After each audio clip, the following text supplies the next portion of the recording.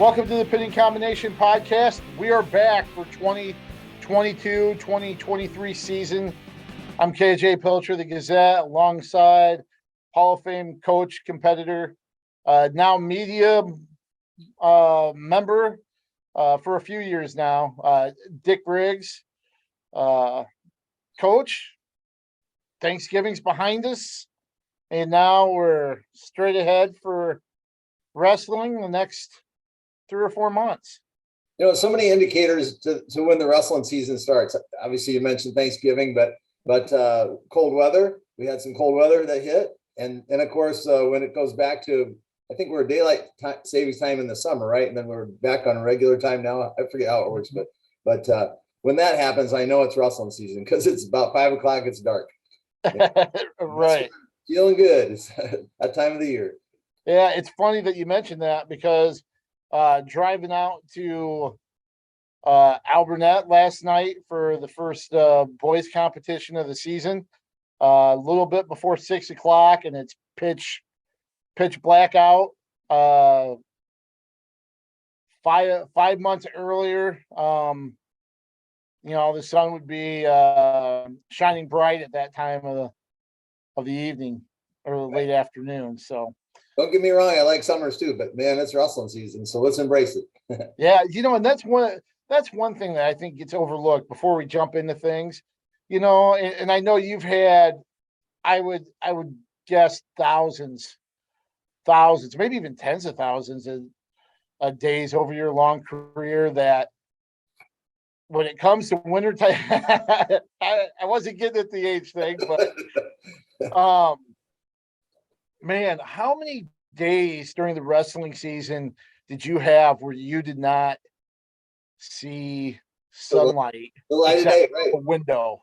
It was every day of the week, the 5 days, and then on Saturday we'd get up and you're exactly right, crack of dawn, because sometimes we're leaving at 5 a.m. to, or at least we're at the school getting ready to leave and checking weight and that sort of thing before we go to Southeast Polk or over to Valley or somewhere out, up to Cedar Falls to our big tournaments, so we have to get there for weigh-in and 2 hours ahead of time. So yeah, exactly. The tournament would run till dark, and then Sunday when Kyle started going, in the youth wrestling, it was a 7-day a week. It was like, when the season started until March, so yeah, it's a blast. You better love it. I don't think people that have been through it appreciate it, but I still remember getting up at 5 or 5:30 to go in and run and have conditioning before school, and it's dark and it's cold, and then you shower there at school, go to class, after school, back to the room, and then you're walking out and it's dark and cold again. Right. I have a kind of a neat story that goes along with this. It was a Friday night before a tournament, and one of my wrestlers, George Rock, I'll say his name. I remember.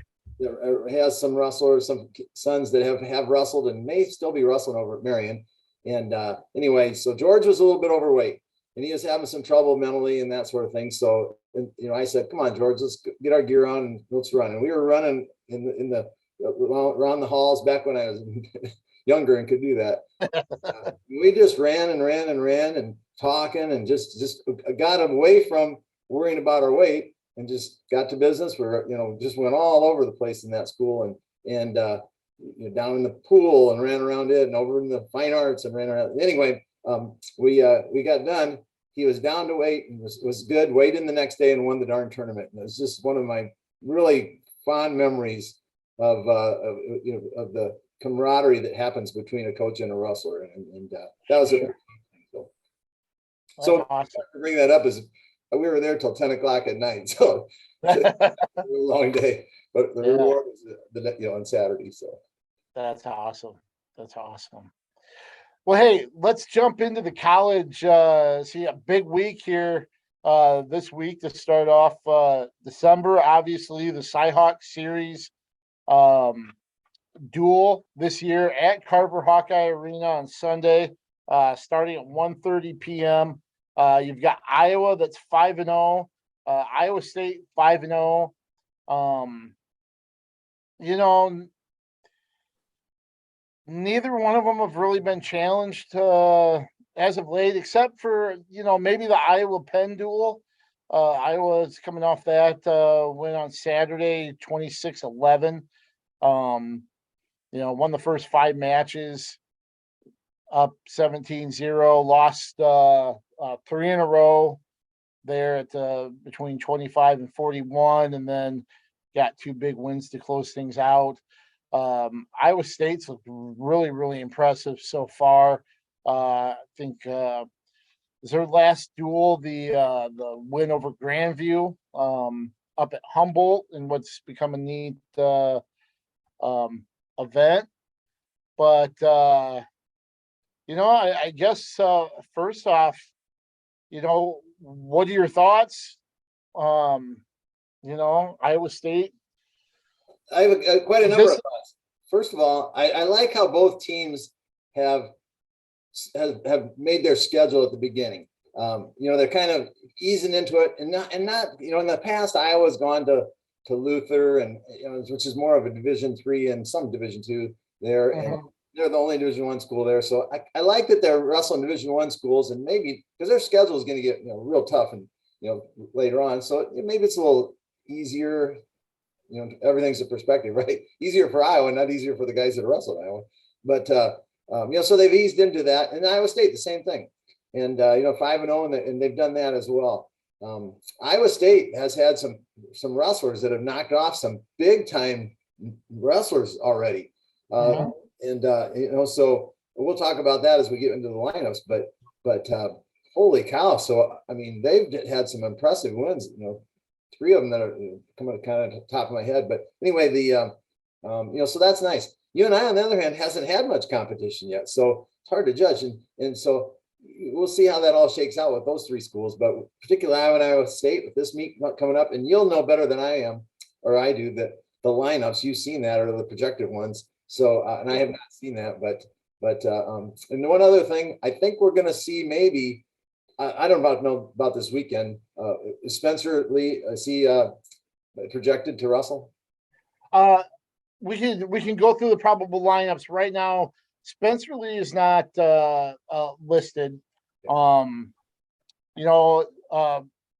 Brands was asked about kind of the status of Lee and Teskey and Real Woods. And he kind of gave his usual stock answer. Well, they're day to day.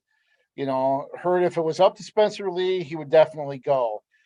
I've been asked a ton, obviously, about if I think we'll see Spencer Lee or not. My first instinct is no. I've always kind of contended that I doubt we see Spencer Lee before January. Just because, there's a lot at stake for him, even beyond March. Oh, huge. Exactly. I was amazed, during media day, he was talking to somebody, and it's been 5 years since he's wrestled in a freestyle match. And you remember he was coming in as one of the most decorated, it's been 5 years. Yeah, it might even be longer than that. What about down to Texas and swept through the? Oh, okay. Yeah, that one was that one would be the exception when he went to the senior nationals and won that. Right. But kind of like the the world championships, I think, stuff like that. It's been so long since he's been on that stage. Oh, you're sure international competition. Yeah. Yep. Yeah. I have to say this. I happened to bump into his parents leaving Sam's Club. We were checking out. It was sort of standing in the door, so it was a very brief meeting. But I asked how he was doing, and in the very brief time that we talked, they mentioned in the senses that they're going to be very I'm not going to say, they didn't say protective, but I'm saying protective of Spencer because of the, you're a potential four-timer, you can go in world competition and those sorts of things. So they're going to look at the big picture, not, the Iowa State meet this weekend type of picture. Right. And that's the thing. You have this huge duel now that it's a battle of top 10 teams. But when it boils down to it, essentially bragging rights is all that's at stake, really, right? It's not a conference duel. It's not, but the bragging rights are worth a lot. Well, and potential seeding, but yes. Yeah.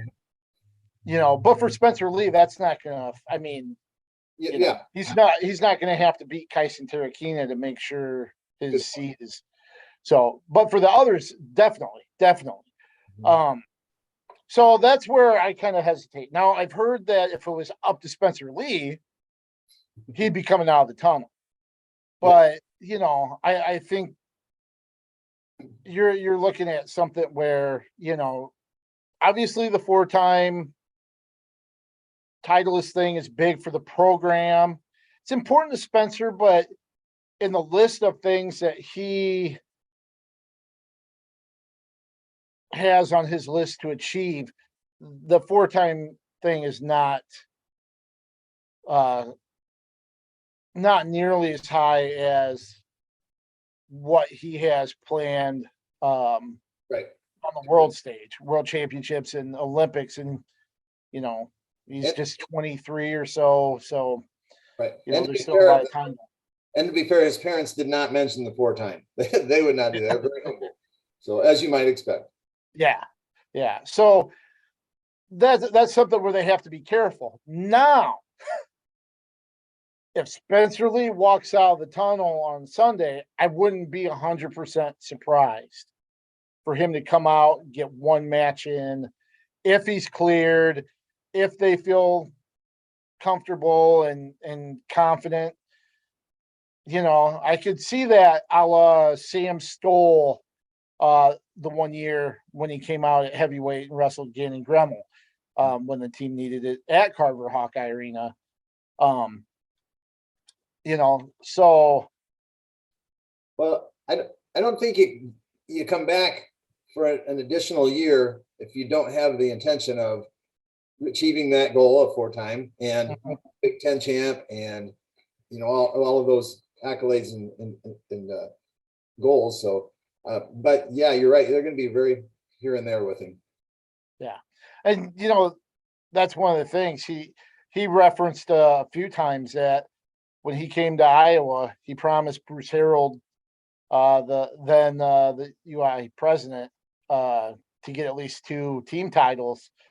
So he's still bound and determined to make good on his word for 2 team titles, even though that's still going to be a tough hill to climb come March for Iowa. But for Sunday, right now, you've got Kyson Terrakina,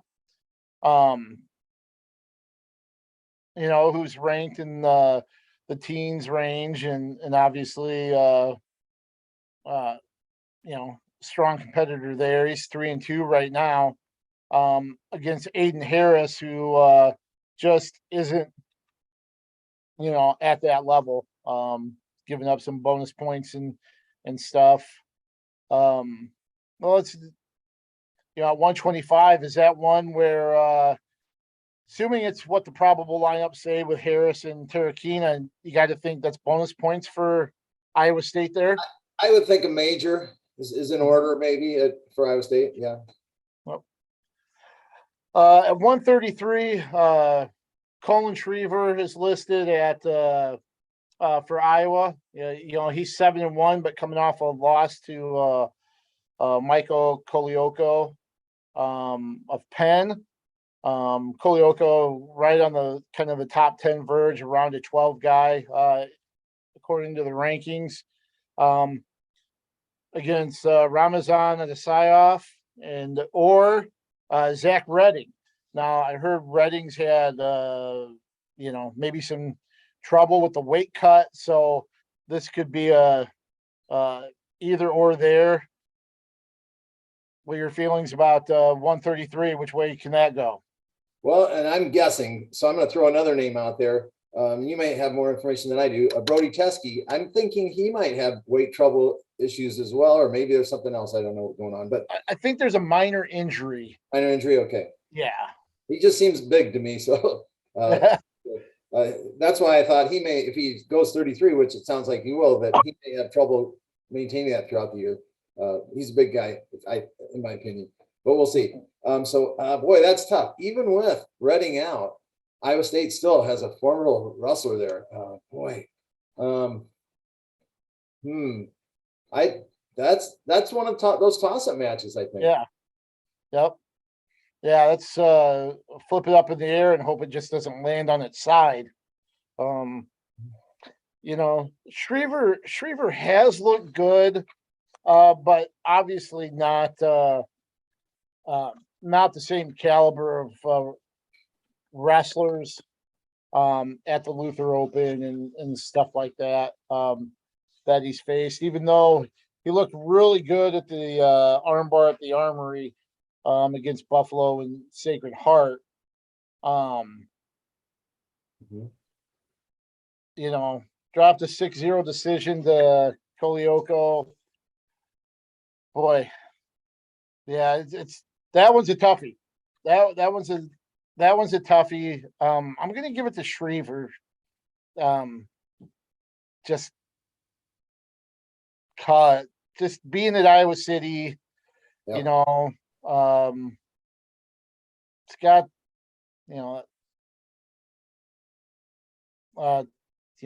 just coming off a loss to a top 10 guy, maybe that's a little extra kick in the pants. I'll just go with Schriever in a decision there. Okay. Possibly. Now, did you say Real Woods is potentially back? He's on the list? Yes, he's on the probable lineup. It's Drew Bennett and Real Woods listed at 141. And the other thing too is when we're leaving media day, they have the wrestler availability in the media room off the tunnel at Carver Hawkeye Arena. So if anybody's been down there and knows the lay of the land, it's kind of by the equipment checkout room that, basketball players, wrestlers come down there and get their practice stuff. When myself and Steve Batterson from the Quad City Times, we're getting on the elevator to go leave. And when the elevator doors open, here came Real Woods walking by and said hi and heading to the equipment cage to get his wrestling stuff, I presume, and take that with a grain of salt. But at that point, I was like, all right, maybe he is going this weekend. Yeah. So, and I think that changes the complexion of 141 quite a bit. Yeah, well, if he's wrestling. I think so too. That probably favors Iowa rather than Iowa State, maybe. Exactly. Yeah, and it's people are pretty excited, I think, to see him on the mat in the black and gold, and but it also might be we've seen this before where they get maybe Coach Brands is getting him down to weight and getting him through the process. But here's what is he, a 6-year senior that's he's been through it, but it's still a different school and everything. So who knows? Brands may be having him get down to weight and then not wrestling. Plus, have you noticed they haven't started their meets at 18? I mean 18 at 25. 25. So yeah. Well, yeah, how old I was. I just said 118. I know, right? You're going back to 1998. So you're going back about 25 years. So then, with that being said, maybe they start, somewhere past 141, and if they don't need him, they don't put him out, sort of thing. So. And we'll talk about that after we go through the probable lineups about what would be a good start for each team actually. But that one, boy, I'd have to think if Real Woods is out there, Obviously, him in at least a decision over Casey Swiderski, if not maybe a major, depending on how Woods is feeling.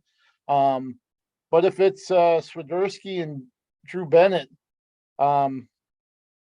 thinking that's in Iowa State's favor by decision. Right, and I have to say I haven't seen either one of them wrestle, Woods or Swiderski. So I have to kind of go with rankings and previous stuff. So I'm with you there on that. So 149, this could be one of the there's a handful of matchups that are intriguing, but this one might be one of the best ones of the afternoon. You've got Max Murin for Iowa, and then Panero Johnson, who is off to a great start, 4-0 with one of those wins coming against Austin Gomez. Right. Really impressive. And handled Gomez, and then Gomez beats Yanni. Yeah, right. Holy cow, So first of all, I didn't even think Yanni could be beat. then I think that Gomez was a little ticked after that match and got after it. But boy, is that going to be an exciting match here and an exciting weight this year. Already it is. So 149 has been a lot of fun. I'm anxious. I'm with you. That's probably the match of the night. So still, I still think Max Murin, just on experience and stuff in the decision there, but I wouldn't be surprised if that's a match that's close and could go either way. Yeah, that Johnson is put together. I'm going to lean that way. I'm not against Max or anything, but the way he handled Gomez, wow. I got to go that way until he proves me different, I guess. Yeah, Murin's coming off an overtime victory against the top 10 guy, but he needed extra frame to beat Doug Zapp from Penn. So yeah, that should be a fun one at 49. At 157, you got Kobe Siebrecht of Lisbon, former Lisbon prep for Iowa, against Caleb Rachi. And hot off the press news on Siebrecht. What did you tell me? His big pin. He pinned 10th ranked Artelona from Penn on Saturday to cap that duel at Carver Hawkeye Arena, and he was named Big Ten Wrestler of the Week this week. So congratulations to Kobe Siebrecht. Big exciting win, and I believe he is now 5-0. I think 4-0 right now to start the season. So you got one of those two. Personally, I think it's going to be Kobe Siebrecht, just by what he's done here early on. And who's Iowa State putting out there? Jason Kreiser, senior from Ellicott City, Maryland. I'm not familiar with Kreiser. Oh.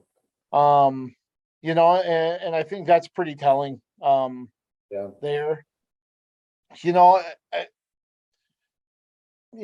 Siebrecht still looking to see if he has that consistency, to go to perform, each duel at a high level, and you got to remember too, he was on his back and had to roll through Artelona to get that pin. So yeah, I'm gonna have to go with Siebrecht on this one. I don't know if we can get a major there, if he can get a major, or if I'm not knowing the Iowa State wrestler. I'm kind of guessing here. Yeah, and that's one of the things that's kind of tricky too, because Siebrecht is kind of a wrestler that not I wouldn't say funky, but there could be some unorthodox Yeah. wrestling, and that's something where it could either pay off and you can put up big points, you could give up points, you know, or in a big meet like this with 14,000 fans, you might not necessarily clam up, but you may not wrestle quite as loose and maybe only win 4-3 or 3-2, something like that. Well, and Iowa in their last outing had a lot of that kind of wrestling going on early in the meet. So, so yeah, that's potential. So at 165, you've got Patrick Kennedy, who's stepping in for Alex Marinelli now. He's ranked in the mid-teens, depending on who you look at. And then, of course, you've got national champ and two-time All-American David Carr, who's ranked third at 165. Kennedy's looked good. He's strong, but I could see this being 3, possibly 4 points, depending on just what type of pace David Carr comes out and wrestles on Sunday. Could be a major, could be just a regular decision.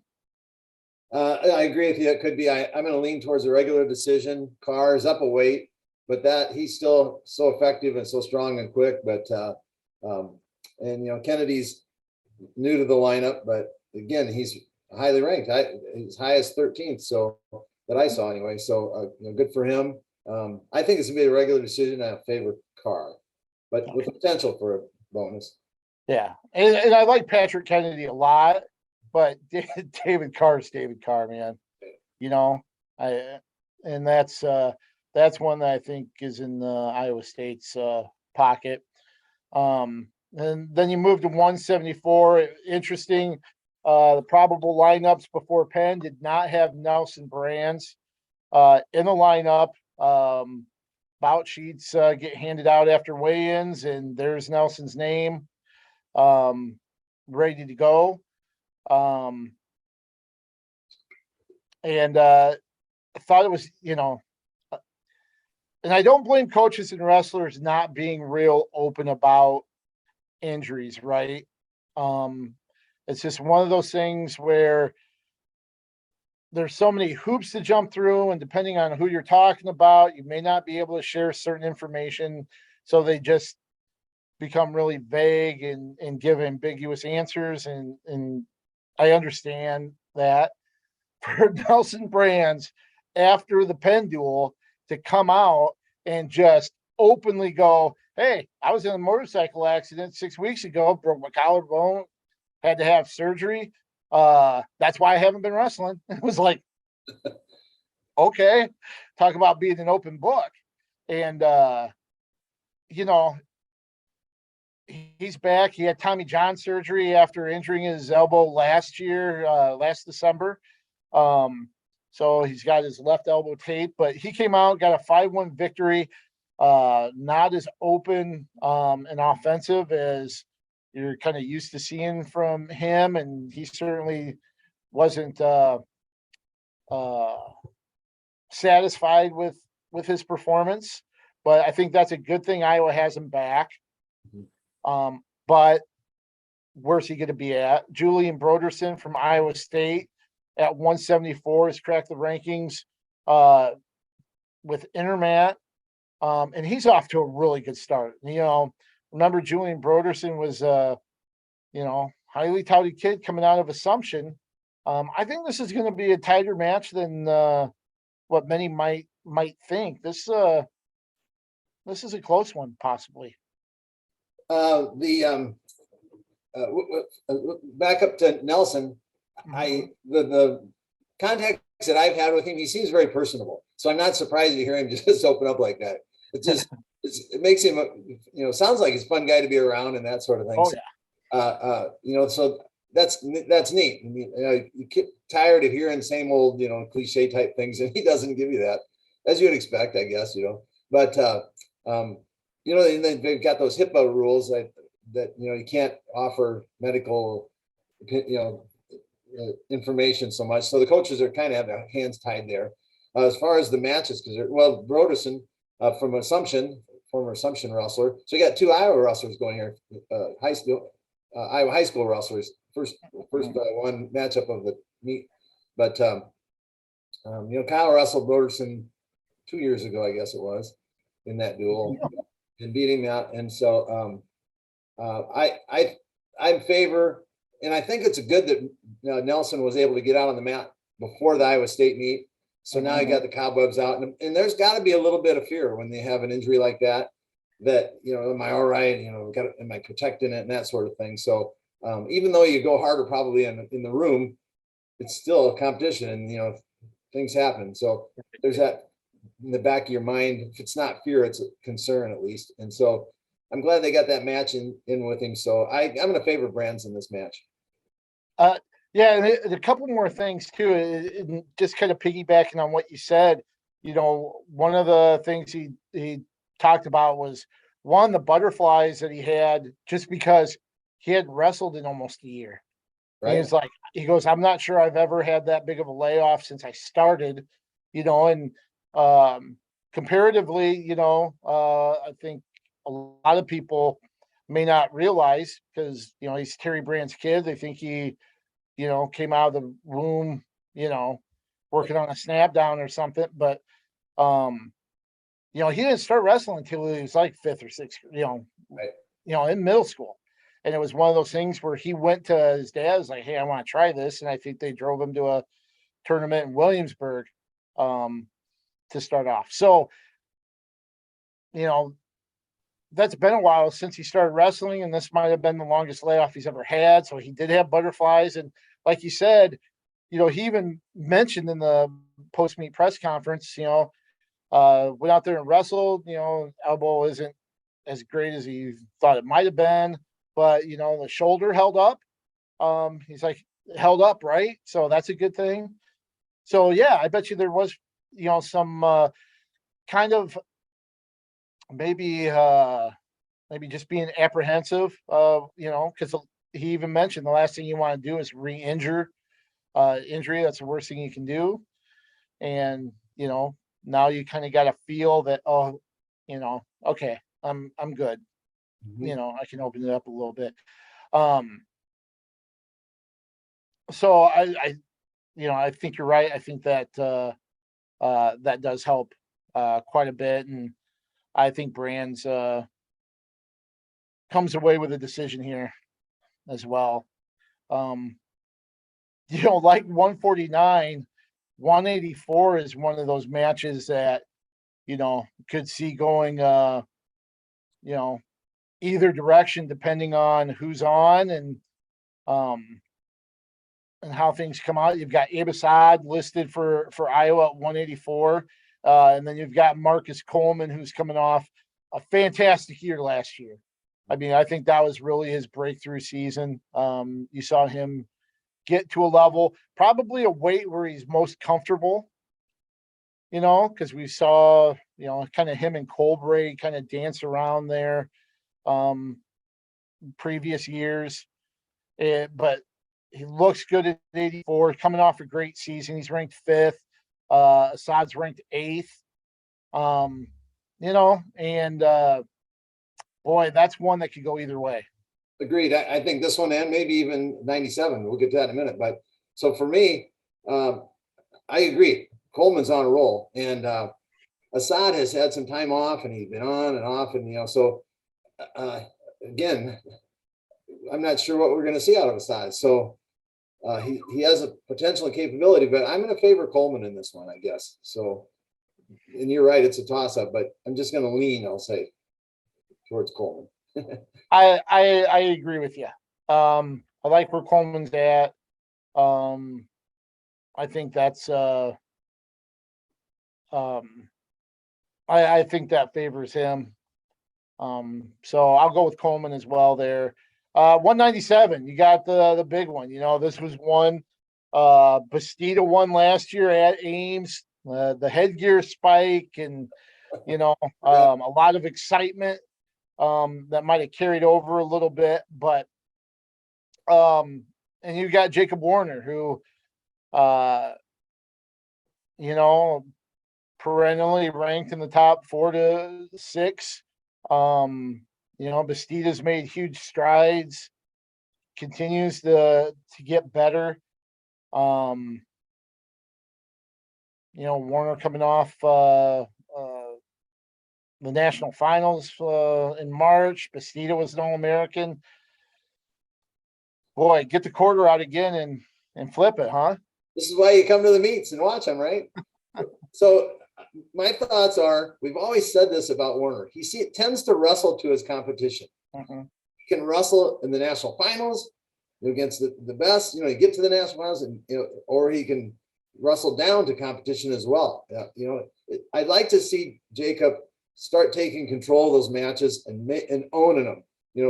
Like Ironside would say, get out and don't stop. Just continue to pour the points on him, and that would be nice to see him to be able to do that. Bastida has his deficiencies to me are he's really good on his feet, not as good on the mat, but he's getting better, and he's understanding that. I've always had a notch on his conditioning, but then last year, in this meet, so it's not a bad. It's just that he just seems to look tired and not always wrestle tired, but just seems to look tired. I just wrestling hard on his feet, I guess. So, man, I don't even know which way to lean on this one. I think I'm going to lean towards Warner because he's coming off a loss at the All-Star meet, and I think he's not going to be happy. So I don't think he wants to put back-to-back losses, and especially losing last year. And I forgot about the headgear spike. Thanks for reminding me. So I'm going to lean towards Warner on this one. The one thing about Jacob Warner, you'll kind of get this up and down from him. Maybe that's even unfair because I think there's one thing that he jumps out to an 8-0 lead against Penn.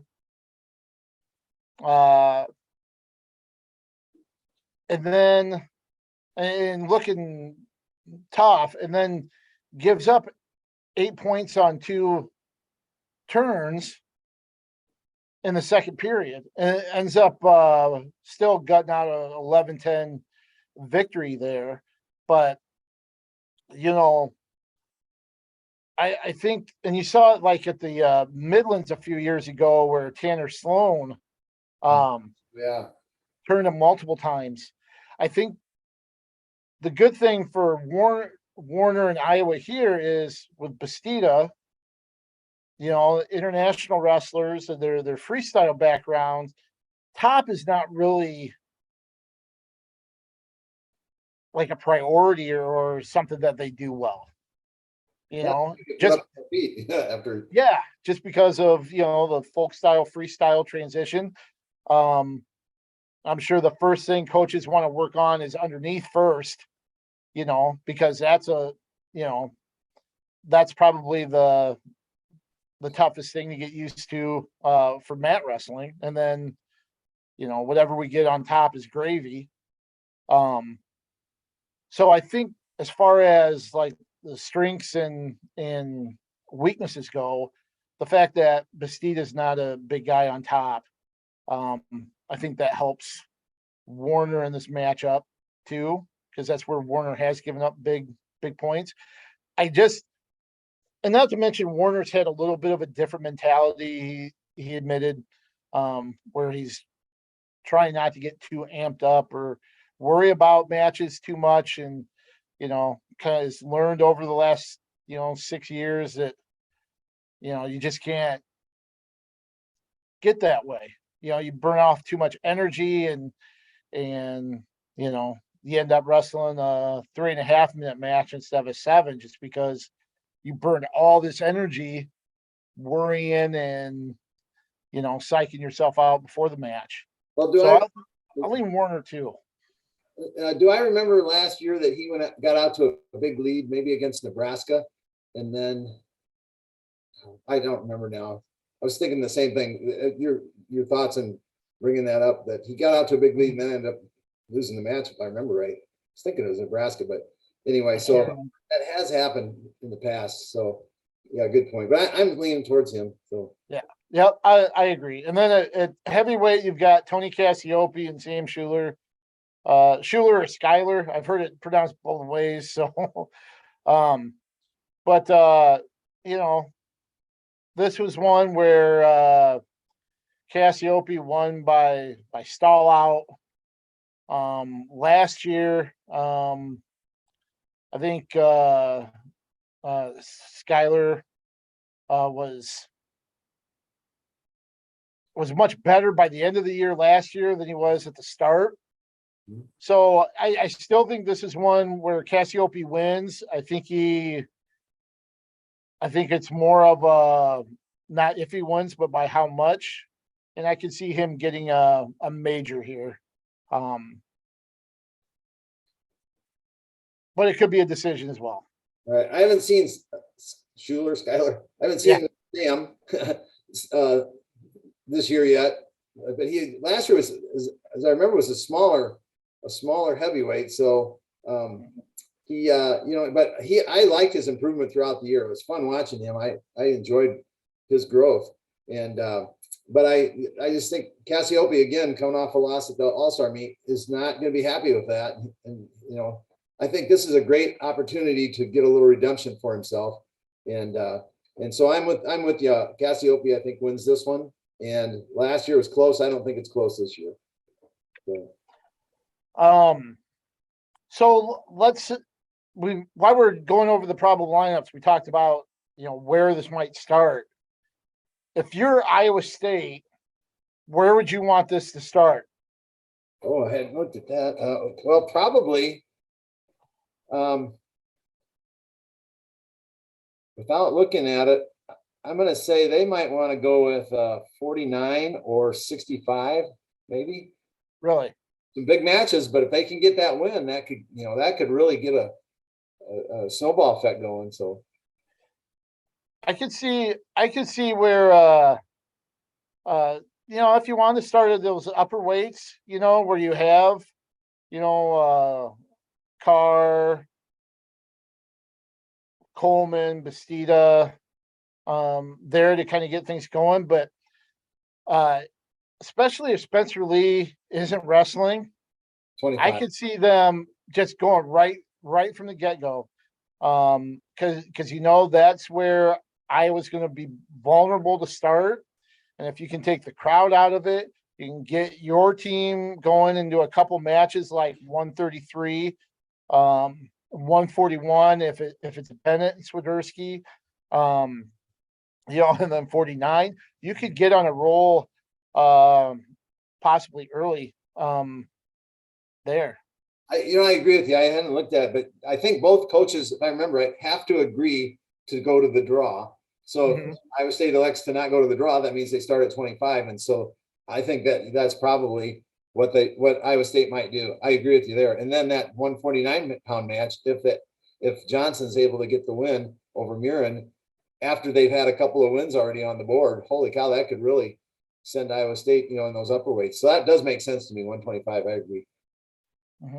And for Iowa, if Woods is starting, I think starting at 49, if they get that win right out of the gate and then you're able to close with Woods, I think that would be a decent spot. Starting at 57 would be okay, because I think that's I think that's a match that they're favored in. And then possibly being able to finish with Woods and Murin back to back. That's a possibility as well. So right, I think 41 or 49 would be a good spot as well. Yeah. And maybe 74. So now, one of the things I asked Tom Brands,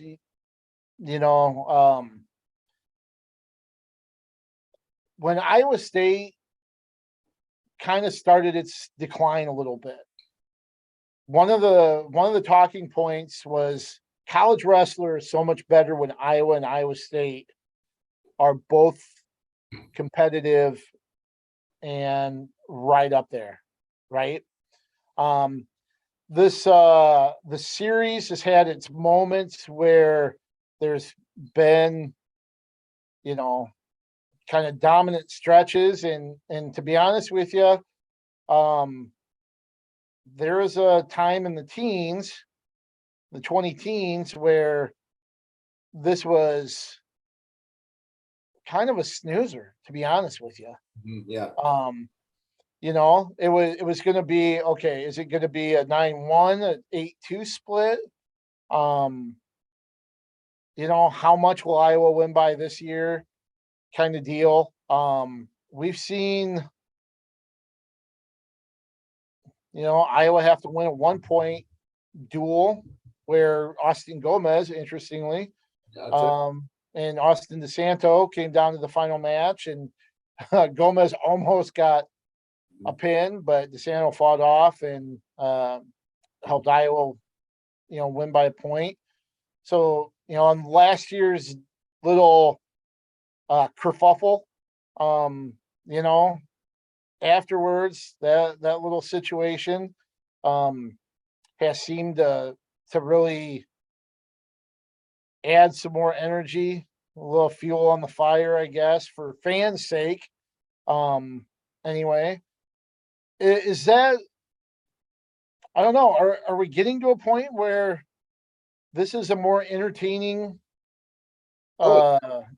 series and rivalry now again? Absolutely. And throw you and I into that in terms of all three schools. When they're better, wrestling's better. But Yes.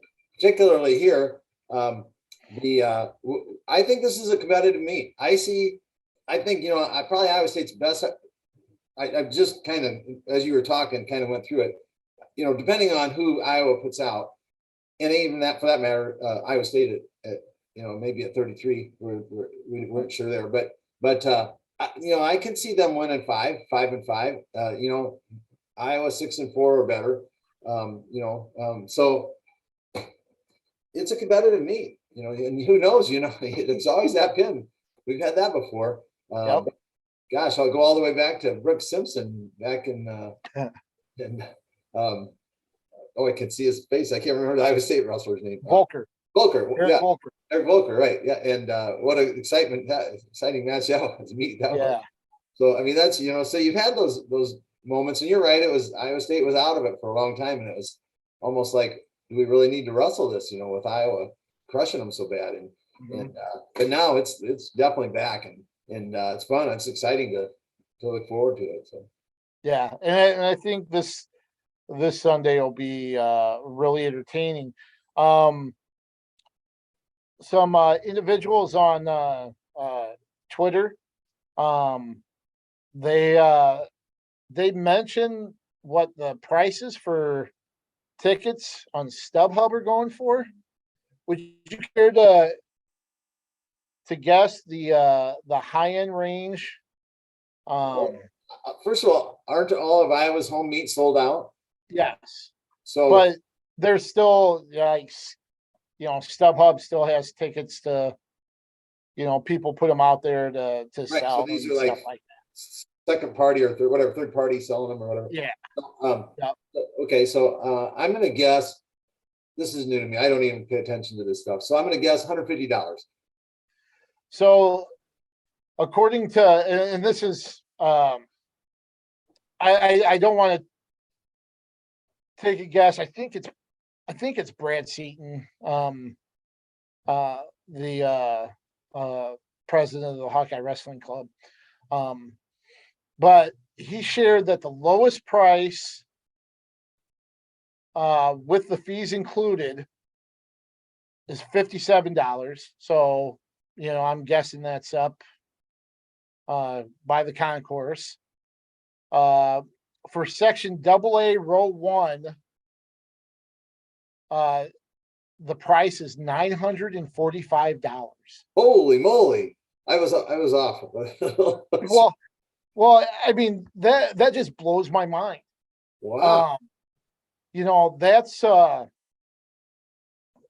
that's an enormous amount. Now, whether or not they have anybody that pays that much for them, totally different situation. But the fact that college wrestling has a duel that would have even close to that kind of demand, I think that's a good sign for college wrestling. That's neat. You know, well, wrestling right now at every level is it's the best it's ever been. World level, national level, college level. In the state of Iowa, our high school wrestlers have accomplished. They've done the best that they've ever done in the summer. Yeah. And Greco, and and of course now with the addition of the women, it's just it's skyrocketing. So it's exciting to be a wrestling fan. So. Yep, for sure, And it's Sunday, 1:30, in Iowa City, Carver Hawkeye Arena. 14,000 plus fans will be there. So it should be quite the spectacle. And I mentioned, that's a lot of scratch for somebody buying a ticket to a wrestling meet, but I think it'll be worth every penny. Right. I think this has the makings for a classic duel. Will be televised on BTN with Shane Sparks and Jim Gibbons and Tim Johnson. Oh, nice. On the broadcast there. And if you're not around a TV, is it hunting season? Would people be in their stands or something? You can listen to Mark Ironside and Steve Grace on the call on KXIC. Yeah, it's opening season of Shotgun this weekend, I think. Is it really? Yeah. See, I'm not a hunter, so I don't know any of that stuff. So if you're out hunting, you can maybe put your earpods in and your earbuds in. And, listen, Mark Ironside, who wishes he was out hunting, right? Yeah, right. So, speaking of, let's touch on UNI really quick. Not a lot to really get to as far as results go, but they have had some good performances here to open things up. I think of the Daktronics Open, where they had 4 champions. Kel Happel won a title there, beat a ranked wrestler from South Dakota State. I think he actually earned Big 12 Wrestler of the Week honors for that performance. Then this last weekend, they had 2 champs at the Harold Nichols Open with Parker Keckeisen and let me see who the other one is. I'm kind of blanking.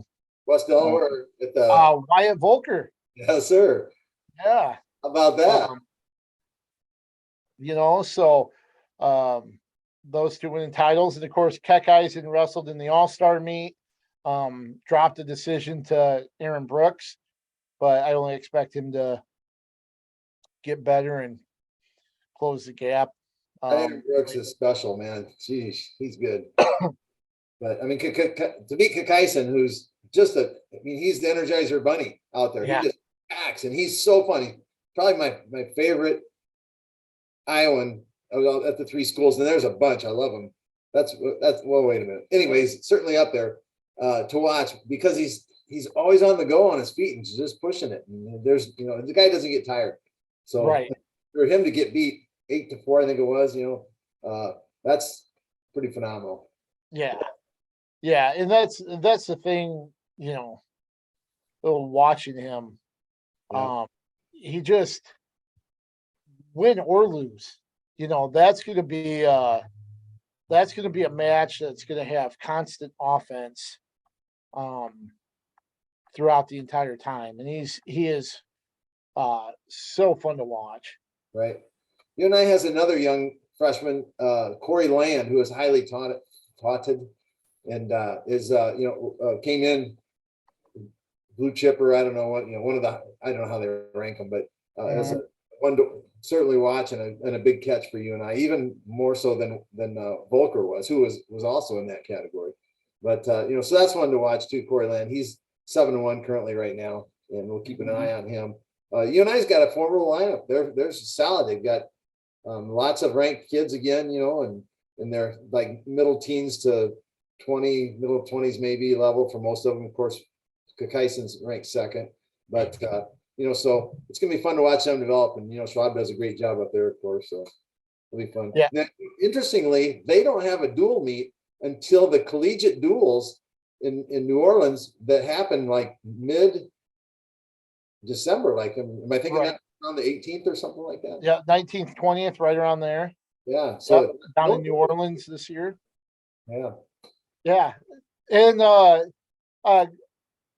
good. Is that a good thing or Well, I've never seen that. So it's interesting, they're hitting those tournaments. I think they're going to Las Vegas again, aren't they? To that, what do they call it? The Cliff Keen, is it, or whatever it's called down there? Yeah, the Cliff Keen Las Vegas Invitational this weekend. Starts Friday, finishes up Saturday. So you got a nice 2-day event. It's always nice to have those 2-day back-to-back weigh-in competitions, and I don't know. To be honest with you, I kind of like how this is set up, because you get that tournament feel early on. Excuse me. You had the Grandview Open, the SDSU tournament. Then you got the Harold Nichols Open, like you mentioned, Las Vegas. Then they come back the weekend after that, and they have their own UNI Open. So I think that's a good way to get into the season with the tournament competition. And then don't forget, KJ, then they join Iowa down at in Coralville at the military. What are they calling that? The Soldier Salute. Soldier Salute, yeah. And that's really, I think it's gonna. You and I used to go to the Southern Scuffle, and now they're since this is so close, why not come go to this and I was gonna be there. I think Midlands is kind of maybe on its last leg here or whatever. So so we'll see. That's gonna be kind of fun, that new exciting tournament down there. Yeah, for sure. And like I said, I don't know. I just kind of, since you mentioned it, I kind of like having that first half, stacked with just, tournament competition, because, after, once January starts, you've got, a month and a half, 6-7 weeks of dual competition before you get back to, the qualifier, the conference tournaments and the national field. So I like how that plays out. We'll see. It's interesting, that's for sure. Yeah. Oh, for sure. But yeah, I think with the team that they have, I think there's a potential for, one of their better seasons under Schwab as a team as a whole. When you look at, who they're putting out, as long as they stay healthy and everything, 33, with Biscaglia, and, I think there's some competition there as well. But Cale Happel, he was an alternate at the NCAAs, very well could have been in the field. Colin Real Buto made some big strides last year and had some key wins. Derek Holschlag is coming off a good year. You've got Yant and Runyon. Guys, it'd be interesting to see how 197 shakes out for him, to be honest with you. Some of the guys listed there: Adam Aronson, Noah Glazer, John Gunderson, Caleb Runyon, Wyatt Volker. Volker won the Harold Nichols Open and beat Aronson in that bracket. Runyon was on the bottom side, lost to Colby Franklin from Iowa, who Volker beat, I think 3-1 in the finals. Last year, I think they took the red shirt off Gunderson. Right. Would you do that again? With Volker, and you've got Noah Glazier in there as well, who's had varsity experience. Boy, it'll be interesting to see how that kind of plays out. Well, here's the thing with their schedule.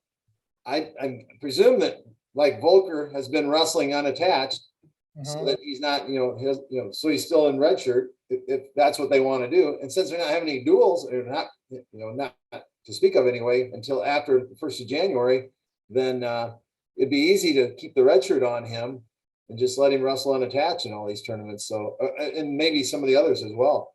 And don't forget, this year is the first year where they have the new rule where you can have freshmen with it's like 4 or 5 or 6, maybe 4 or 5 events that they can wrestle without burning their shirt, without burning that red shirt. So they could actually wrestle. He could actually wrestle in, a few events. I think it has to be in the first half of the year, but I'm not exactly sure on the intricacies of that rule. But he could wrestle for you and I for a couple events and just kind of feel whether or not, okay, yeah, he's ready to go. No, we better just it's not much of an upgrade to what we already have. So you can feel that out even a little bit more than before, when you just had to have him wrestle unattached at open tournaments. Right. I forgot about that. That's interesting. Good point bringing that up. Yeah, and that's kind of a confusing rule too, because you only have like certain. Think there's a limit on how many guys you can take, and Brands has alluded to it in a couple press conferences where you kind of just have to decide, okay, who are we taking? And there could be some upperclassmen who might have to go to a tournament and wrestle unattached, just because they're going to have these other guys wrestling attached. So it's a multi-layered rule that I still don't really have a great grasp of it. But it's something that certainly coaches are trying to figure out, and I think it's good for them and the wrestlers overall, though. Yeah. D3. Let's talk first off. We'll mention Upper Iowa. They've had a couple open tournaments. They started their dual season the day before Thanksgiving. They blanked a Waldorf 57-0. Upper Iowa's off to a good start. One of the things I thought was interesting, for just to mention briefly for Upper Iowa, is that they announced yesterday that they're changing conferences. Oh yeah. Right now the Northern Sun Intercollegiate Conference, very strong wrestling conference. You've got Mankato State or Minnesota State Mankato. Northern State, is it called? Northern State. They're not too bad either. Yep. Maybe Bismarck, or where the heck they're from. Yep. Yeah. In Western North Dakota. Yeah. So it's a lot of Minnesota and Dakota schools, but now they're going to the Great Lakes Valley Conference. And you'll recognize some of the programs there. You talk about, the University of Indianapolis, who has that huge tournament, and a good program. There, Maryville, University, St. Louis, is a part of that.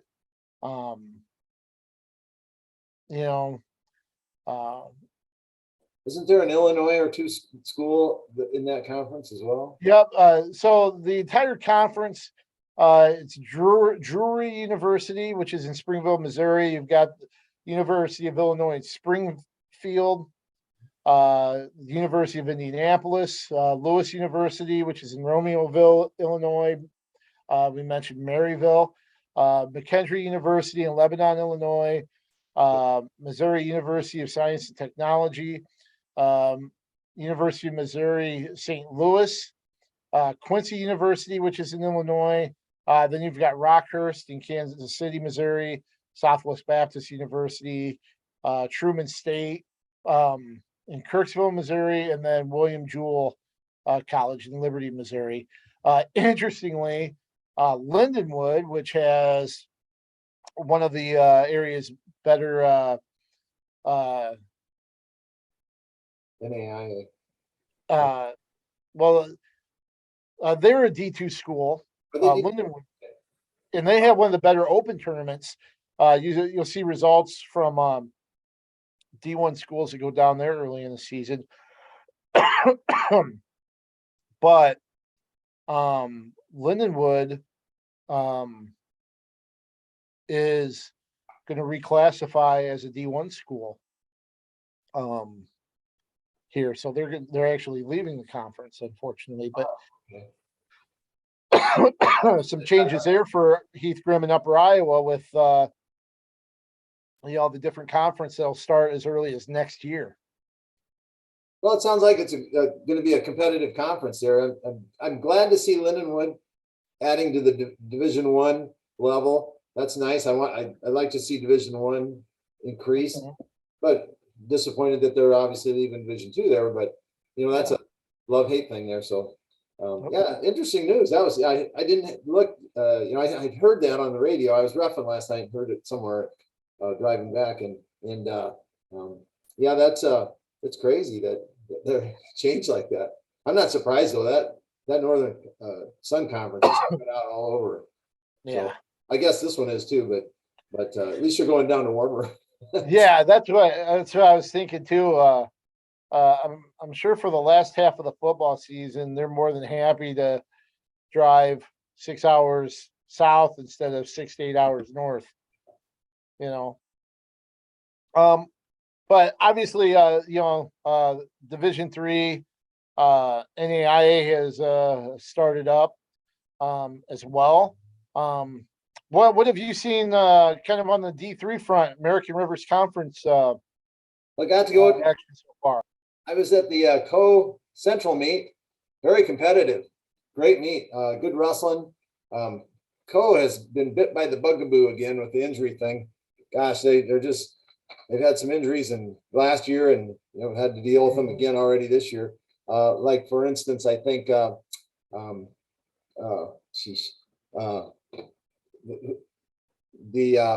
let me just go through it. First of all, the highlights of the meet that I saw were Friddle and Wright. Alex Friddle at 133 had a nice win, and then and Riley Wright beat the higher ranked wrestler as well. Esmoil continues to impress. That he flows so nice. He's such a great little wrestler at 65. That's Will, and I was impressed with their freshman Chris Ola at 174. He kind of flows like Esmoil as well. He lost in sudden victory, but to a tough kid. This is a personal thing. I don't even know if they can do it, but Friddle's up a weight, Westfall bumped up a weight, and I'd like to see him go back and see if they can make Friddle can make 25 and Westfall 74. I don't think it can happen. I think they're big, and Westfall has gotten strong. He looks big and strong, but and the reason I say that is 184 is absolutely loaded this year at Division III. It's got the defending champion Shinholster from Whitewater. It's got the defending champion at 74 that bumped up to 84, Beecham from Mount St. Joseph. And then it's got the national champion 2 years ago, Shane Legal from Loris, all three national champions at the same weight. You've got Donovan Korn from Luther, very tough All-American at 97, dropped down to 84. And, you know, so Westfall's bumped up, All-American for codes up at 84, and then throw in the rest of the country. It's tough at 184. So that's why it'd be kind of nice to see if he could. I don't think he can. He looks big and he's been in the weight room, it looks like. So, but that would be my wish. Henderson is who I was trying to remember. Henderson I think has had an injury and maybe even a season career-ending injury. So hopefully that's not the case, but he's out. Caleb Reeves, who's ranked second, got hurt in the Greco last spring in the Greco tournament down in Las Vegas, I think, and they're nursing him back, kind of like Spencer Lee. I didn't see Riker Karimsky so far. I don't know where he's been. He was in the lineup last year. So Coe's got a fun team, and it's a lot of local people that if you love Iowa high school wrestling, follow Coe. They're a great team. I was impressed with Central's 41-pounder. He's a long, lanky kid, last double, and he had beat Bryce Park from Linmar, and in their match. And I was really impressed with the progress Park made last year. So to handle Park the way he did, that's impressive. And then also Central's 84-pounder Hammerich beat Tristan Westfall, and Hammerich took Kyle down last year and right off the bat in a big old scramble. So he's a good wrestler as well. Cornell 3-0 over. They've wrestled Simpson, Iowa Wesleyan, and St. Ambrose, doing well. So Simpson, Cornell, they've got it rolling. They wrestle Loris, who's ranked 20th, on December 8th. So that's coming up here, not too a distant future. Coach Ham has a young team, and but he's got them going the right direction, and he's got new head assistant coach and Carter Happel. So local, I think he's going to be a great addition to that coaching staff and be able to bring in some local talent. Kind of interesting. So in the fall, I went out to Cornell during their football media day, and I was getting a tour. They had made renovations and made upgrades to their fitness center and their weight room and strength and conditioning room at the small what used to be called the small multi-sport center. But the wrestling room is the entrance to the wrestling room is right there as well. We walked in, and what's the first thing we see? We see Brett Ham and Carter Happel. They're having to do their own maintenance work and putting an Aerodyne bike together at the time. So, we talk about the work that coaches put in, especially small college coaches. And here they are doing, Assembly. yeah, all the elbow grease and stuff you can imagine. Those guys putting that stuff together for the wrestlers to be able to use. And I just thought it was kind of indicative of kind of the commitment. And when you mentioned Carter Happel, that's neat. So my question is, who was reading the instructions and who was doing that? Anyway, I grabbed John Haggerty, and he and I went down to a wrestling meet last year at Cornell. Just wanted to watch some wrestling, right? And so we had to wind around and come in from underneath, and we were down in the track hidden down there. Finally asked one of the wrestlers, said, "Hey, how do we get to the gym, to the wrestling meeting?" So we followed him up, and he shows very kind. And so I'm anxious to see the finished product of that. So anyway, it's pretty nice and much something they definitely needed up there. So Loris, first year head coach, Jaron Glosser, know that name from he's an Iowa alum, and his head assistant over Eddyville Blakesburg, right, and his assistant, Kurt Momsen. I've watched Kurt since he was little. Really? all the way through. He was a Loris wrestler and an Assumption wrestler, and really, really great guy. So I think that's going to be a good coaching staff. I don't know Jared, but I do know Kurt, and I think that's going to be a fun group up there. They like I said, they have Shane Lee, gold national champ 2 years ago, and he's a great kid. Met his parents last year at the regionals, and just a great family and good kid. So we'll be pulling for him. And I mentioned how loaded 184 was, so that's he's got his hands full there. For sure. They're currently ranked 20th, but I see them climbing higher on that. So there's a couple of guys that I'm curious. I'm not sure if they've been in the lineup yet, so we'll see on that one. But Hey, one thing I gotta kind of pick your brain about, and it has to do with 184. Luther's Donovan Korn is down at 184. right, he dropped from 97 to 184, and he was second in the Augie Open up in Augsburg, Minnesota. So he's looking pretty good there. Yeah, and that was a quality. He did well at 197. Right, All-American. All-American there, and it kind of surprised me. He's got a nice lane, kind of long frame. Yeah, he's long. Yeah. Good wrestler that jumping in the mix at 84, like you said, already stacked. That's kind of just kind of adds to the depth there at that weight.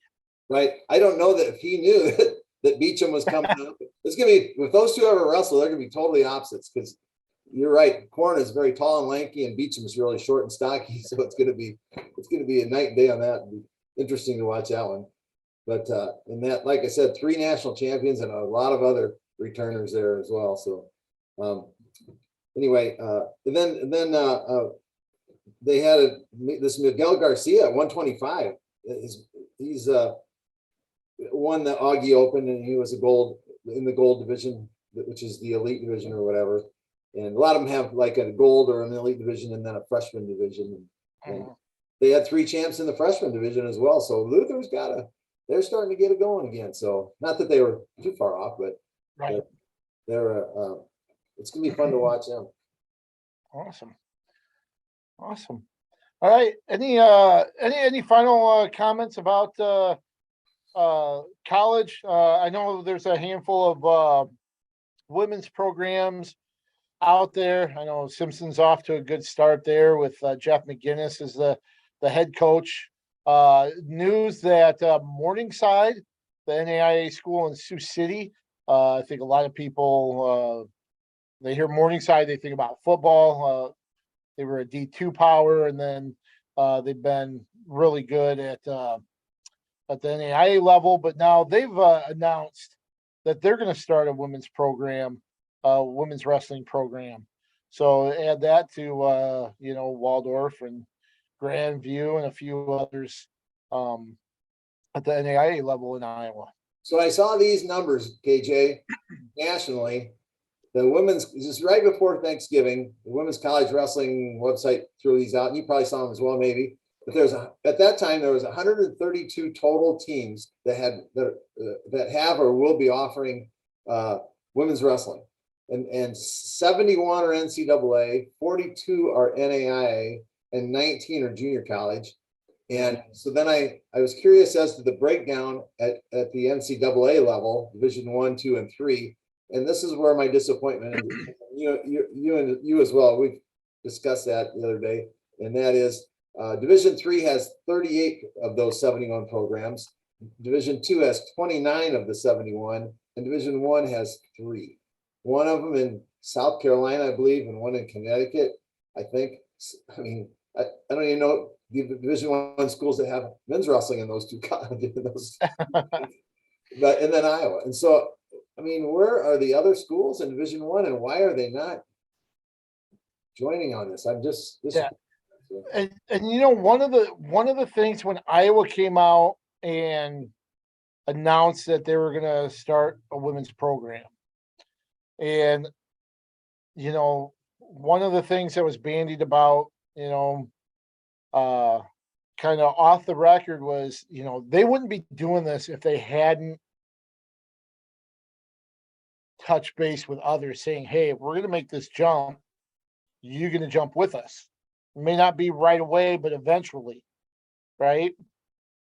And for them to do that, it was kind of a expectation or an assumption that other Power Five, we'll say Power Five, because that's the buzz term for the big conferences like the Big 10, Big 12, all that stuff. ACC, that somebody had to have said, "Yeah, we're willing to make the jump with you. We'll join you. We'll work on this and get it done." But we haven't heard anything. There hasn't been a rumor or a whisper or anything from other programs saying, an Ohio State or in Illinois or Wisconsin or anything like that saying, "Yeah, we're going to join them," or at Oklahoma State or Penn State, anything like that. At least I haven't. Now that doesn't mean, maybe I'm just not plugged in to the right people anymore. But Well, that's disappointing. yeah, because I think a lot of people assume that when Iowa made that decision, it was gonna, be the crack in the dam, and there would be a flood of teams willing and wanting to do that. Well, And right now, I haven't heard anything about that. Right, and again, limited knowledge, maybe no knowledge, but Iowa's kind of in a way, their hand was forced to at least maybe sooner than they wanted to bring on women's wrestling, and so you just wouldn't think they would, as you're indicating, take a blind leap of faith and hope that other schools are going to join them. Mm-hmm. If they did, that would be silly. So I'm guessing you're 100% right that they had some feelers out there, but I just wish the Division I schools would jump on board and make me feel a little bit better about that decision. So yeah, and interesting.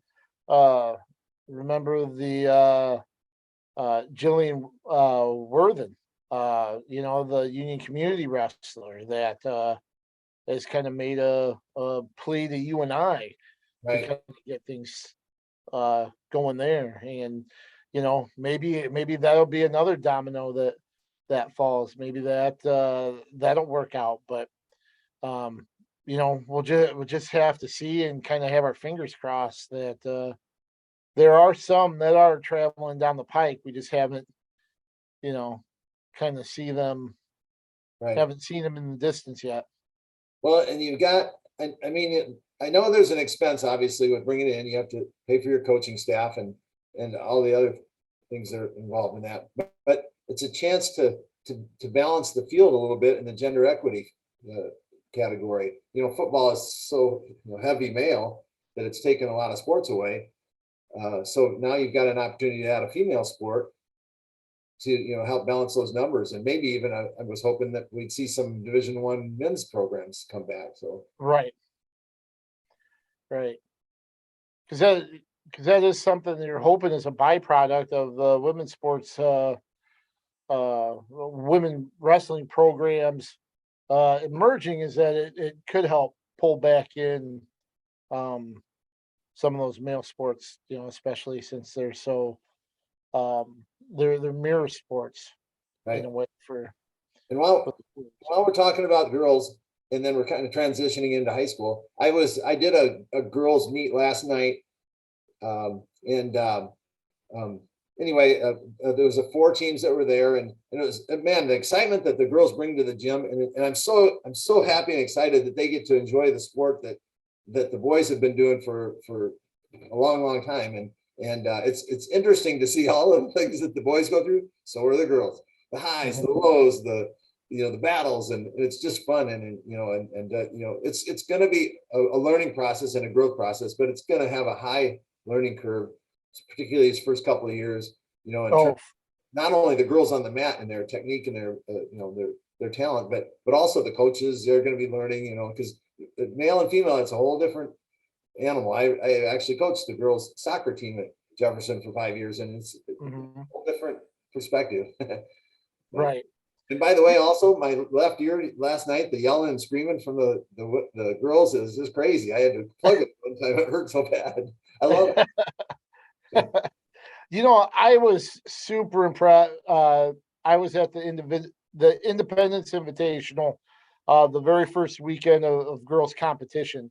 Oh, I have to look up the numbers, but I think there's over 300. I think like 348. 348 wrestlers that competed, and each of them were assigned 3 to 4 matches, and they still were able to run that tournament on 6 mats. I think like 549 matches in 5.5 hours. 35 teams. Yeah, 30. Mhm. it was exciting all the way through. I mean, it was standing room only. Uh, you saw the support.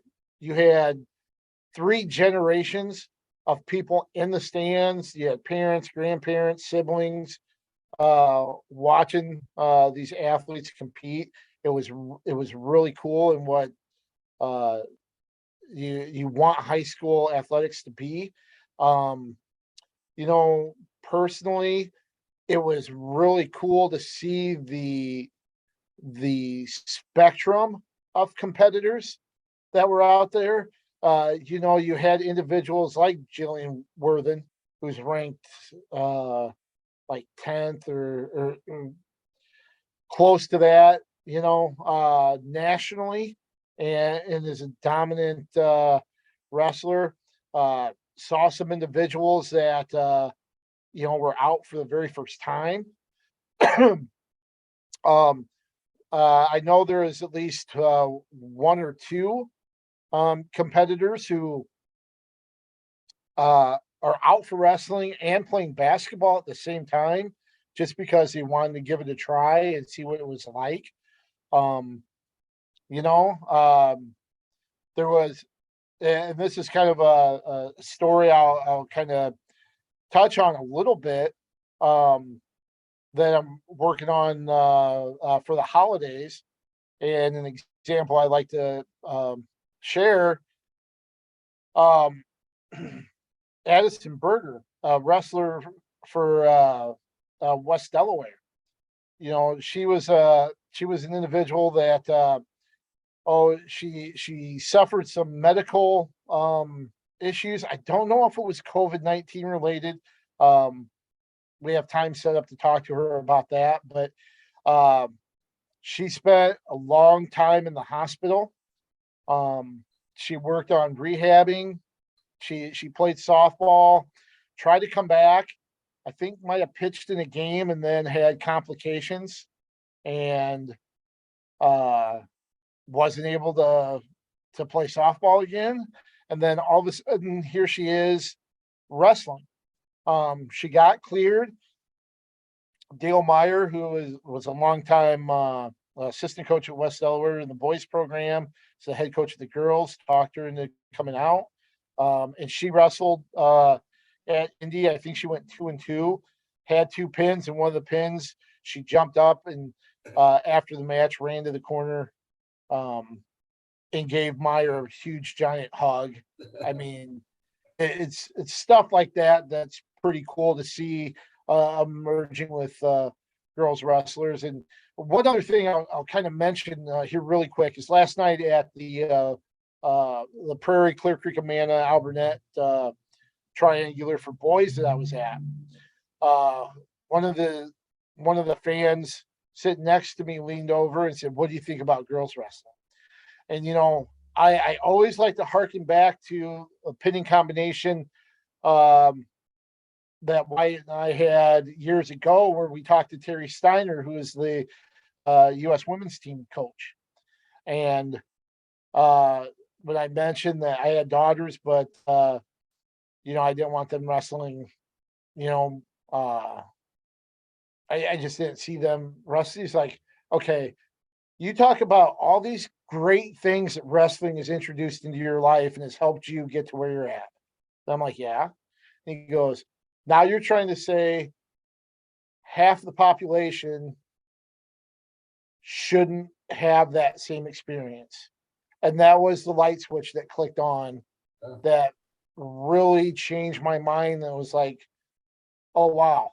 I didn't necessarily think about that, mainly because it was co-ed back then, really. But that's what changed my mind.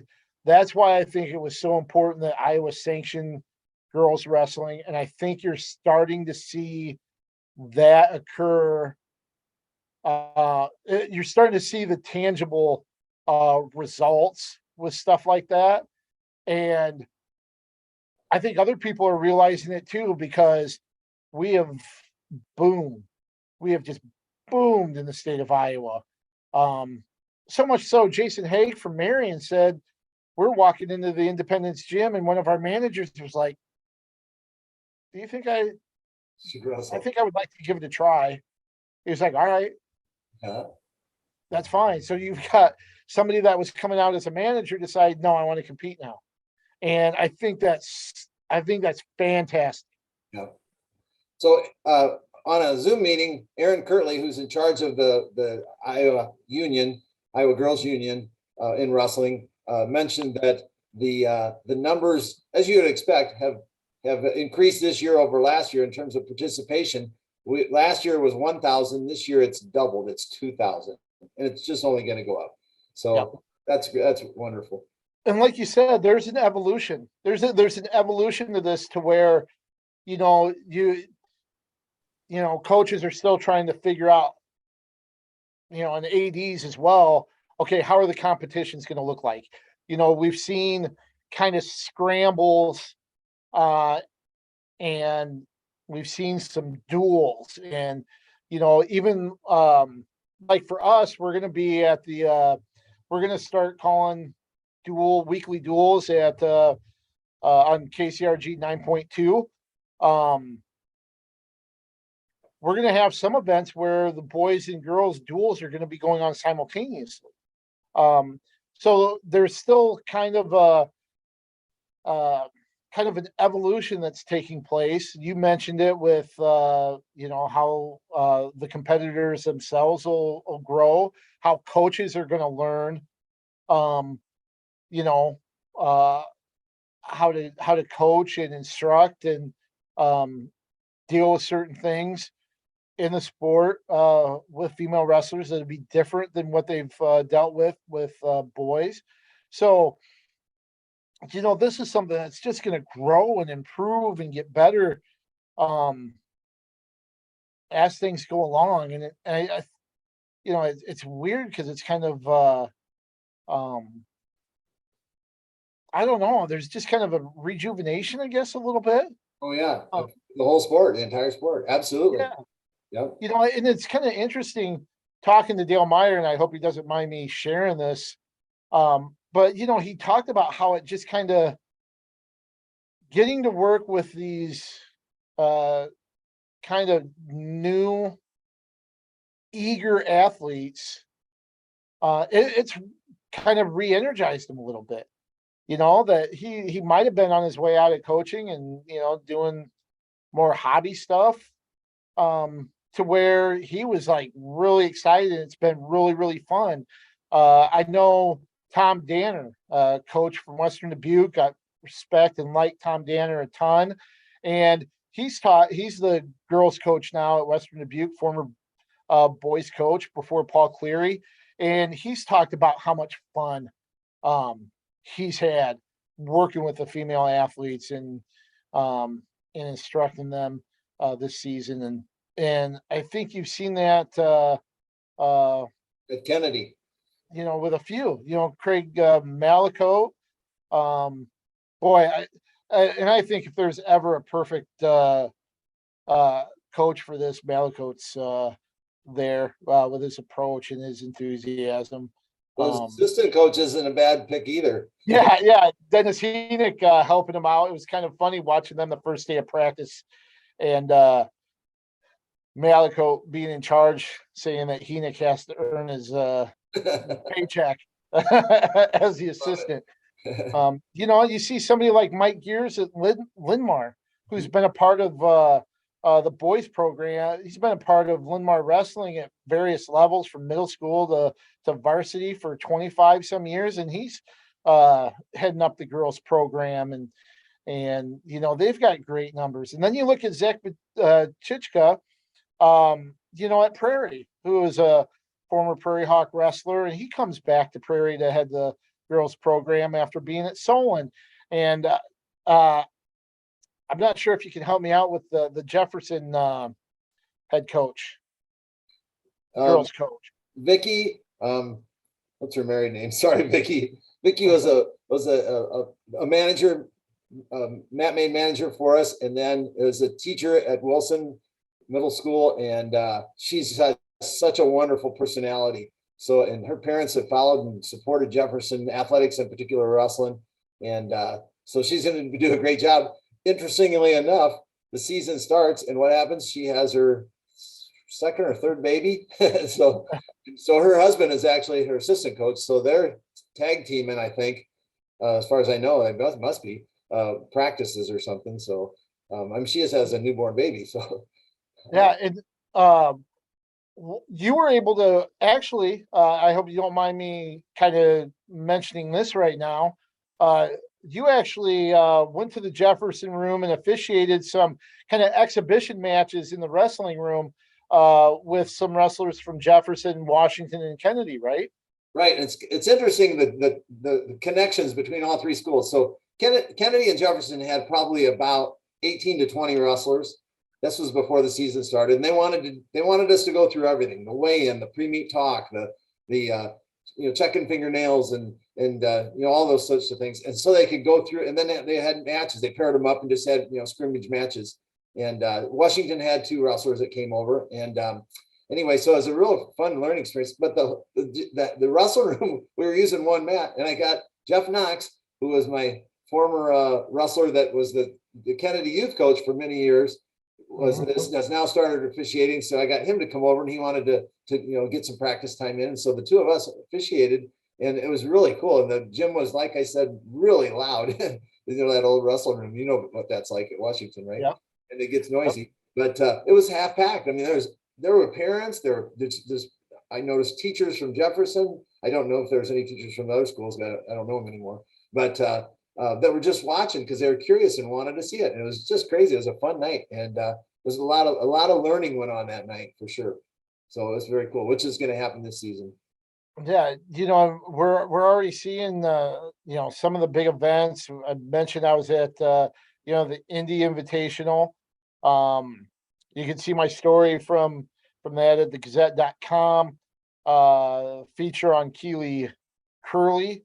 Obviously, that's a name that a lot of people recognize in East Buck wrestling circles. Her older brother and older sister, I believe it's Kyle and sister Kendra, who I actually did a little piece on at State, talking to Dan Fox at the time, because she was a member of the boys program back then, and went on to be a All-American, I believe, at Ottawa University as well. But she's now a co-head coach, and Keely Curley, obviously one of the standouts there for East Buck. So you can check out that story. Also have some notes around Marion's Jordan Wheeler, a senior for Marion, who was one of the first girls at the school when they went. Now, I'm not saying like the first girls ever. I'm just saying when Jason Haig went out, be like 3 years ago when she was a freshman, and gathered some athletes together and said, "Hey, we're looking to start up and get girls participation. Who would be interested?" And she was one of the 5 that showed up to that meeting. And she's with graduation and quitting, she's the only one left out of that group here for her senior season. So you guys can check that out at the Gazette.com. And then the other one is a feature on Emma Peach. I think a lot of people recognize that name. Millie Peach was a standout nationally ranked wrestler for Iowa Valley. This is her younger sister. And then of course she's got sister Brianna Peach. Both of them very, very good wrestlers for Jeremy Kriegel there at Iowa Valley. But just kind of going back to the evolution of things, you're still, not only are coaches and competitors kind of learning things and how to do things, but you're still kind of getting you're still trying to walk your way through, okay, how are we going to share facilities and how are we going to manage practices? And it's interesting to see kind of the different way things are being done by different programs. Like Prairie, I believe, has the girls are practicing at Prairie Point, one of their I would think a junior high there on the Prairie campus. Kennedy, I believe they were alternating morning and afternoon practices with the boys. The girls and boys, one week they alternate days in the morning and afternoon and then switch it the next week.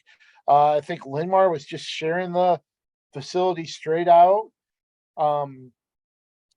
So the boys would have it by themselves when the girls were competing, like say on a Monday night. And then when the boys are wrestling on Thursday, girls have it to themselves, but they're sharing it other ways. It's going to be interesting to see how this all kind of plays out and as programs develop kind of best practices and standards moving forward too. And we talked about that and alluded to that in our podcasts in the Pinnacle Combination, 2 years ago, or when we were discussing this and saying there's all these things that have to be worked out, and that's the things we're talking about, the logistics, and they'll get it worked out. It's now. I mean, it's here. It's not how are we going to do it if it gets here. It's here. Yeah. Yeah. So just one more time, if you go to iowaprepsports.com and the Gazette.com, you can see some of the pieces already. You mentioned the feature on Keely Curley from the Independence Invitational, Curley from East Buck. And then the preseason feature on Emma Peach of Iowa Valley. Notes from last week. We've also mentioned girls wrestling in our wrestling weekend that takes it run on Monday, including the Linmar Invitational, or not Invitational, the Linmar Duels that were last weekend that Waverly Shell Rock won. I believe beat Cedar Falls in the finals.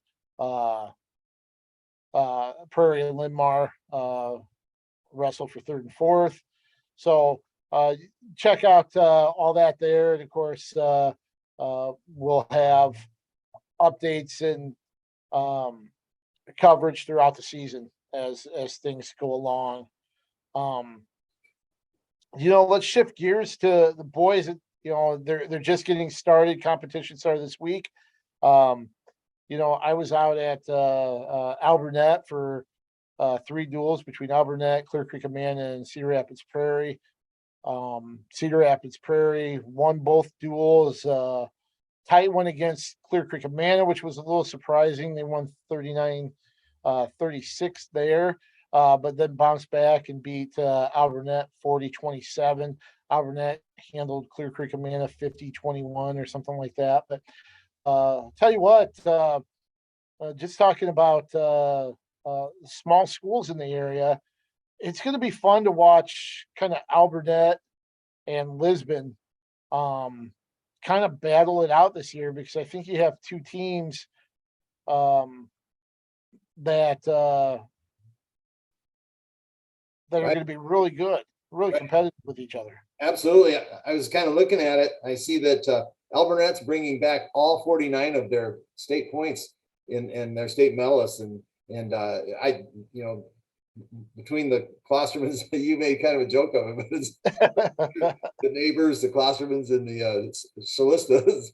They've got it going at Alburnett. And so you're right, Alburnett's they've really stepped it up. They have been stepping it up, and this is going to be a nice year for them, I think. So, and Lisbon they lost a pretty good chunk of their Mhm. so they're probably stepping down to start with anyway, and on paper, and then Lisbon's never down very long, but Right. if they're ever down, and so they'll be right back up there. And then obviously on the state front, throw Don Bosco in there, of course. Oh, for sure. They're not too far from our area, but Yep. um, and so so those three again it'll be a lot of fun. I agree with you. Yeah. Don Bosco, I would say probably a Oh yeah, uh, heavy favorite, but just looking at Albernette and Lisbon, I mean, I think it's going to be.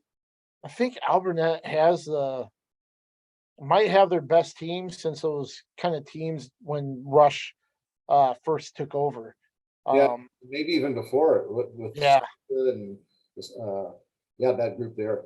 But yeah, Don Bosco graduated 2 state champs and a runner-up, and they return on 59 points. Remember, I said Albernette 49, Don Bosco mhm, 59. So I mean, they all reload, right? But so it right, might be closer than we think. So that's good. yeah, yeah, and Albernette's got some younger uh, kids, some freshmen, some talented freshmen that's kind of solidifying that lineup. So um, it's going to be fun to watch Albernette as the season goes along. Um, you know, uh, just kind of moving around classes. Um, go to 3A here in the area. Um, boy, just kind of looking at things, I think the area is kind of a two-horse race, really. When you look at Linn-Mar and City High, boy, is it me or do they just look like they're head and shoulders above maybe the rest of the Mississippi Valley Conference? Right. And that in the 3A field, it's I would say those two and then really the rest are way down. Not that they're bad or anything, but Linn-Mar is loaded to the gills. Yes. City High has arguably the best wrestler in the state. It's certainly the most decorated one. He's world champ, and Mhm. so that it's going to be those teams they're fun. They're going to be, but they're still not going to be able to. I don't know if they're going to be able to compete with. We'll see, but with Waverly Shell Rock is loaded to the gills, as you might guess. Mhm.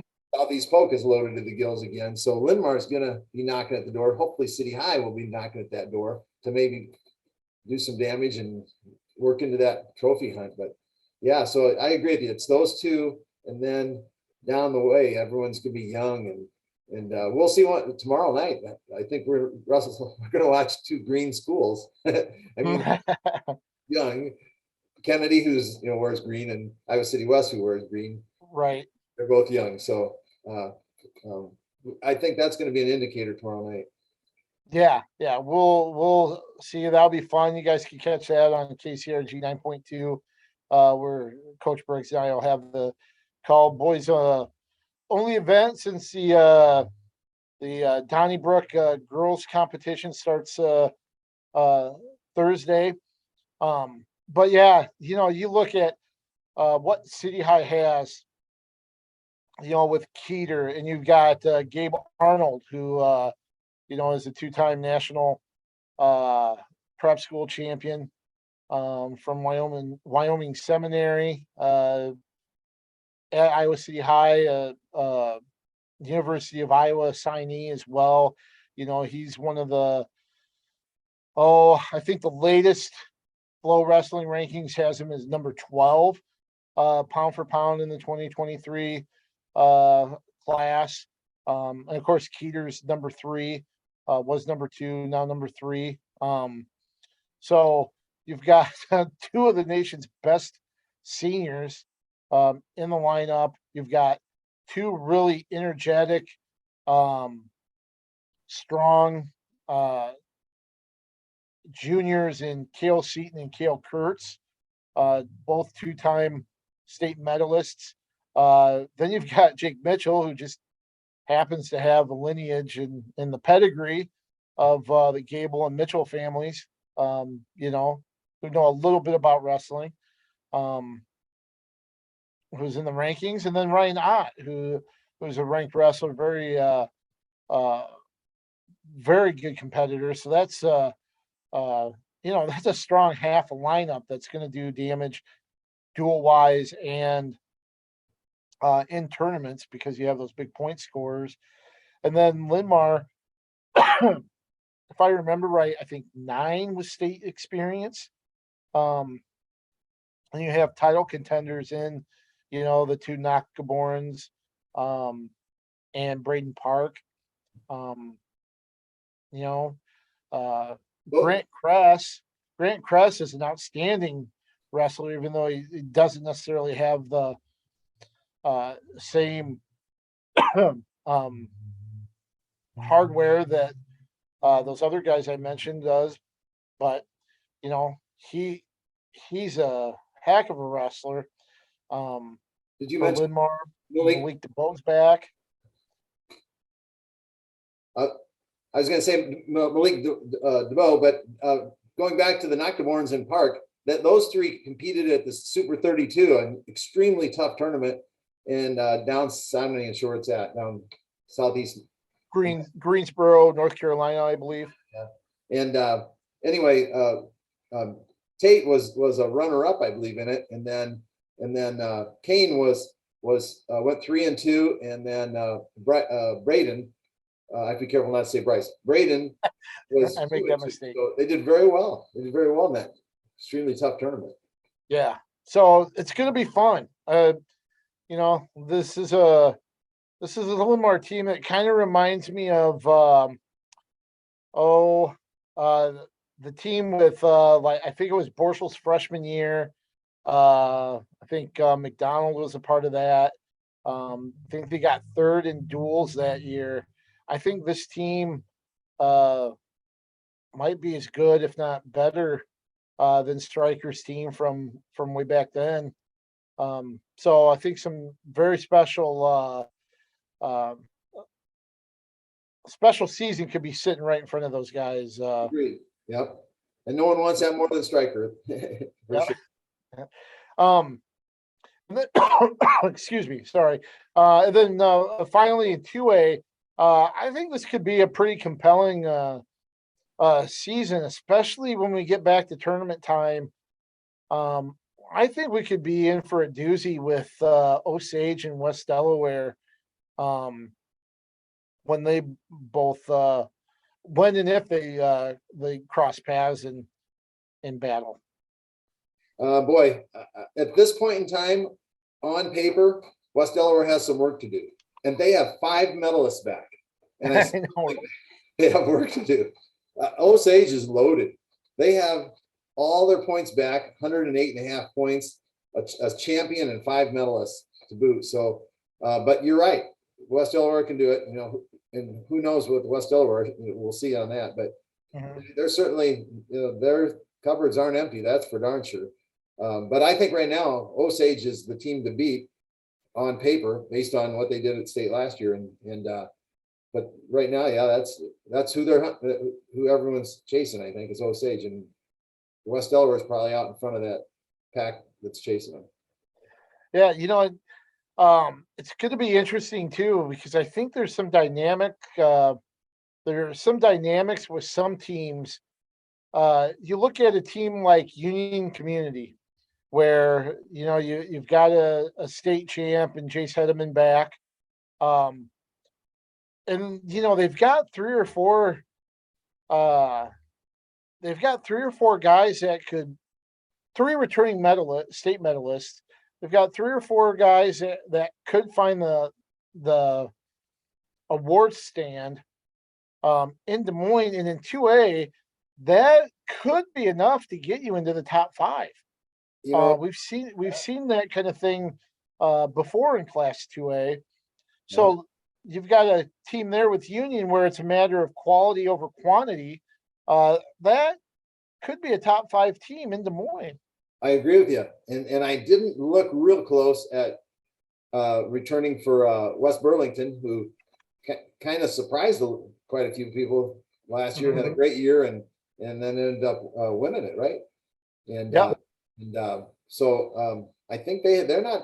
I think they have a pretty good chance to do what you mentioned right there, with a feud, maybe win it or do something. Yeah, I believe CJ Walrath is back, Right. and that's a guy that can get a lot of points. Is he a champ or a runner up last year?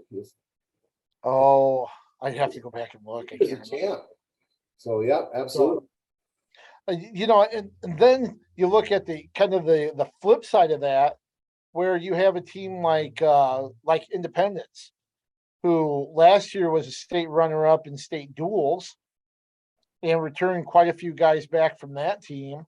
But they didn't have a state medalist, which I don't ever remember a previous time where that may have happened. So right there, you've got kind of the sum of the parts is greater than the individual with that team, unlike, the quality over quantity with Union. But Independence is a team that, could be in the mix and kind of do what they did a year ago. Good point. On the dual side of things. Right. And those guys could bust through this year and do individual success as well and put themselves in that traditional state tournament top 10 or whatever. So yeah, and the one thing with Independence too, they do have a couple wrestlers that were medalists 2 years ago.